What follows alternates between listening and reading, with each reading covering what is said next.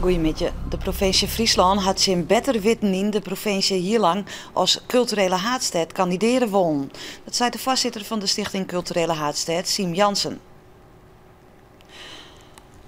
Nevens Jansen wist deputaire Janne Wietske de Vries al van de begin al dat de provincie net als culturele haardstad kandideerd worden koer. Doch houden ze er wel lang om vast. De spelregels zijn helemaal zo dat het een stad moet zijn. Dus maar dat wist niet hem toch? Ja, dat wisten wij ook wel.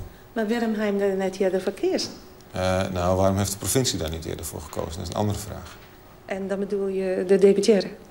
Dan moet u bij de gedeputeerde zijn. Ja, het werd uiteindelijk wel als stad voordroegen, maar zei dat er geen geld is voor het project. Dus komt de financiering helemaal voor rekken van de provincie. Maar nevens de regels, maar dat eens ik net. Een nieuwe start voor Club Q bij Noordburgum. De discotheek is oernaam en de nieuwe eigenaar had de oude naam Katterbra weer in ere hersteld en investeert in een camerasysteem. Een soort liep het er net voor horen. Uit zijn de nieuwe, maar toch ik vertrouwde namen en een oren eigenaar. Maar van binnen is het alletje nog hetzelfde, want dat wie kwartli nog verbouwd. De grootste verhoring zit hem in deze camera's die toch de hele discotheek hingen. We hebben 16 camera's verspreid door de hele discotheek en in boeten. Nou, en die gaat helemaal in de ruimte. En die kan het hele parkeerterrein in de gaten houden. En ja, het ben gewoon heel iets balsjes in de telefoon of van morgen. En daar werd alles wordt mooi schoon, zeg maar. Alle beelden van de camera's worden opnamen en kwartier bewaren. Ik herinner er meer beveiligers om in de discotheek. Een 81-jarige fietser uit Snits is juist ermee die verstoorn na een zwier ongeluk bij Offingawier.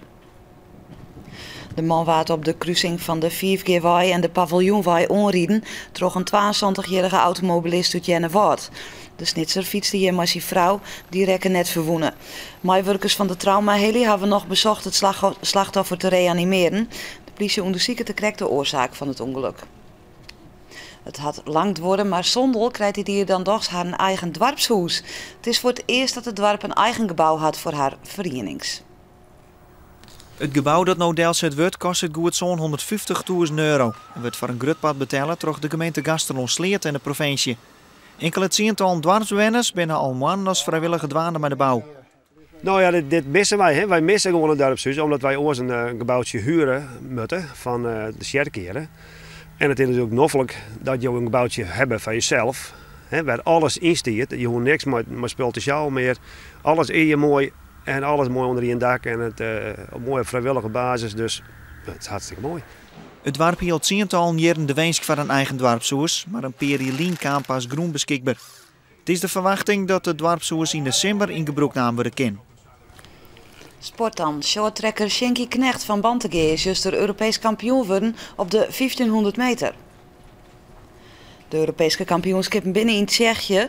Knecht pakte op de eerste afstand voor de gouden medaille en dat jouwt een goed gevoel. Maar nou toch wel een ongelukkig NK van een Peer. Ja, een mooi begin, dus ik hoop dat het nou staat ook aan het trekken. Ja, hoe ging je 1500 meter correct?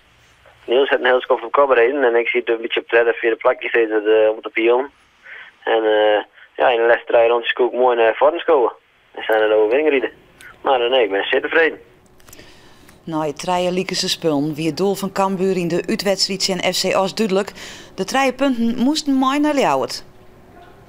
Cambuur begon goed in als Justrion. Hier maar de uitval van Martijn Barto. Brengt de bal bij De Leeuw, die leidt al Van der Heijden. Dat wordt nog blokt, maar daar zit Mark de Vries en hij zet de Ljouters in de 10e minuut op een 1-0 vastsprong. En dan is er eigenlijk niks aan de hand.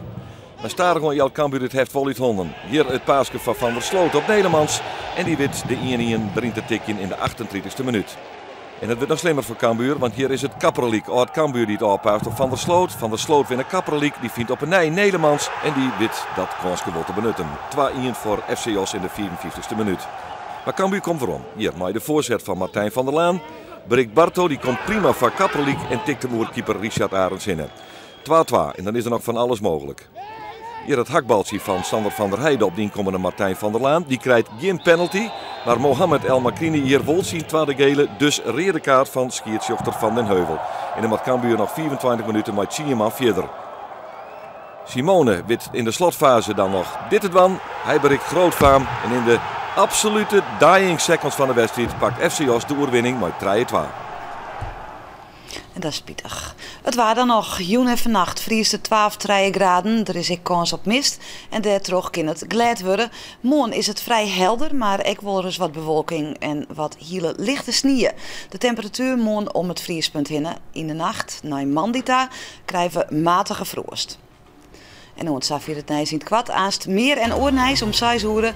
Graag ontaan.